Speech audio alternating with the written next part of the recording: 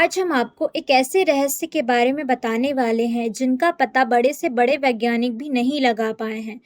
आज हम आपको भारत में स्थित एक ऐसी गुफा के बारे में बताएंगे जिसके बारे में बहुत कम लोग जानते हैं। और ये गुफा किष्किंधा नरेश बाली की है, जिनका जिक्र हमने रामायण में देखा है।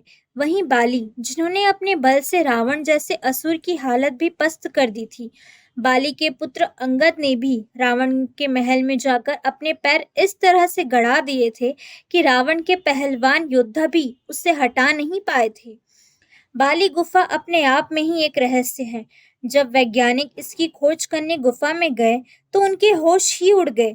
चलिए आपको इस गुफा के इतिहास की ओर लेकर चलते हैं। भारतीय पुराणों में जिक्र है कि बाली अत्यधिक बलशाली थे।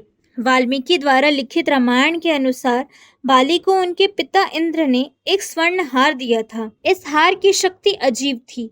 ब्रह्मा जी ने इस हार को मंत्र मुग्ध कर वरदान में दिया था। इस हार को पहनकर कोई भी रणभूमि में अपने दुश्मन का सामना करेगा तो उसकी शक्ति हीन हो जाएगी और वह आदि शक्ति हार पहनने वाले को प्राप्त हो जाएगी। इस हार को पहनकर बाली बलशाली हो गए। इस हार की शक्ति से उसने मायावी रावण को भी पस्त कर दिया।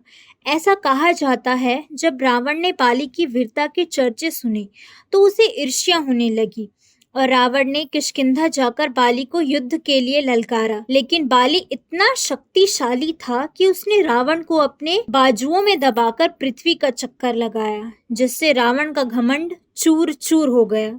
इस बात का जिक्र रामायण में भी किया गया है। जब हनुमान भगवान राम के दूत बनकर लंका पहुंचे थे, तब हनुमान ने कहा था कि रावण बिना युद्ध के सीता माता को लौटा दो। तब रावण ने गुस्से में कहा था, रे वानर, तू मूर्ख है।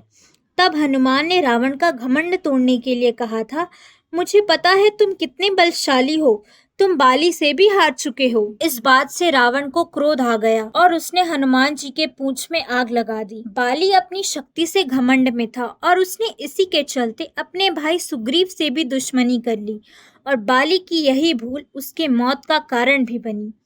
बाली और सुग्रीव की दुश्मनी का कारण भी यही गुफा है। एक बार मायावी राक्षस ने बाली को युद्ध के लिए ललकारा। फिर बाली ने राक्षस को दौड़ाया। जब राक्षस ने देखा उसकी जान खतरे में है तो उसने एक गुफा की ओर रुख ले लिया। बाली ने सुग्रीव को बाहर खड़ा कर दिया और खुद गुफा के अंदर चला गया। वह राक्षस गुफा के काफी अंदर जा चुका था। उस राक्षस को ढूंढने में बाली को 1 साल से भी ज्यादा का समय लग गया। अंत में जब बाली ने राक्षस को खोजकर मार गिराया तो गुफा से खून बाहर आने लगा। खून देखकर सुग्रीव ने समझा कि बाली का वध हो गया है, बाली की गुफा में मृत्यु हो गई है। यह सोचकर सुग्रीव ने एक बड़ा पत्थर उठाकर गुफा के मुंह को बंद कर दिया। गुफा के मुंह में पत्थर देख बाली को लगा उसके भाई सुग्रीव ने उसके साथ धोखा किया है, वह उसका शासन हड़पना चाहता है। बड़ी मशक्कत करने के बाद बाली ने पत्थर हटाया और अपनी नगरी वापस पहुंचा। बाली ने अपने भाई की पत्नी को हड़प लिया और सुग्रीव को धक्का देकर बाहर निकाल दिया। जिसके बाद सुग्रीव ऋषियों और अन्य वानरों के साथ पर्वत पर रहने लगा, जहां उसकी मुलाकात हनुमान जी से हुई। हनुमान ने सुग्रीव की मुलाकात भगवान राम से करवाई। सुग्रीव ने अपनी सारी आपबीती भगवान राम को बताई, जिसके बाद भगवान राम ने छिपकर बाली के ऊपर तीर से हमला किया, जिसके बाद बाली की मृत्यु हो गई।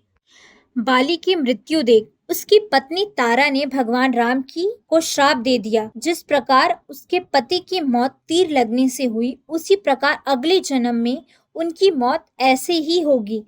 आज के समय में बाली गुफा कुंज भद्रा नदी किनारे वाले कर्नाटक के हम्पी शहर में मौजूद है।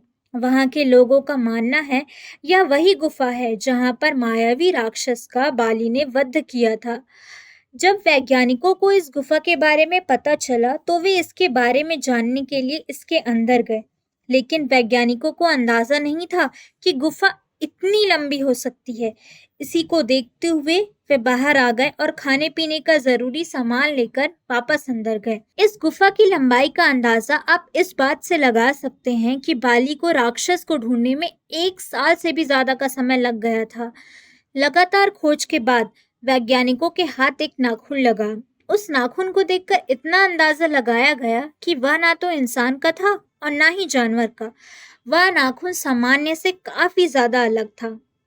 जानकारी प्राप्त करने के बाद इसे लैब में भेज दिया गया। वैज्ञानिकों की दिलचस्पी गुफा को लेकर और बढ़ गई और वो कुछ अन्य तथ्यों की तलाश में गुफा के अंदर गए। अंदर जो देखने को मिला उसकी कोई कल्पना कभी भी नहीं कर सकता था। वैज्ञानिकों को दीवार में कुछ चित्र मिले और कुछ लिखा हुआ भी मिला जो पढ़ने में नहीं आ रहा था। जांच करने के बाद पता चला कि यह लिखावट 5000 से 6000 साल पुरानी है। रामायण के अनुसार उस समय वानर की रचना आज के वानरों से अलग हुआ करती थी। वानर उस समय इंसानों की तरह दिखते थे और उनका मुंह बंदरों की तरह रहता था। उनकी पूंछ भी हुआ करती थी। वह पहलवानों से कम नहीं हुआ करते थे। नाखूनों की जांच करने के बाद पता चला कि वह ना ही इंसान का है और ना जानवर का। वैज्ञानिकों ने यह माना कि हो सकता है इतिहास में वहां बाली और मायावी राक्षस का युद्ध हुआ हो। इस गुफा के बारे में बहुत सी मान्यताएं और कथाएं और यह भी कहा जाता है कि यह कहानी नहीं एक सत्य घटना है। लेकिन आज भी पुरातत्व विभाग सटीक रूप से इस गुफा के बारे में कुछ भी पता नहीं लगा पाए हैं।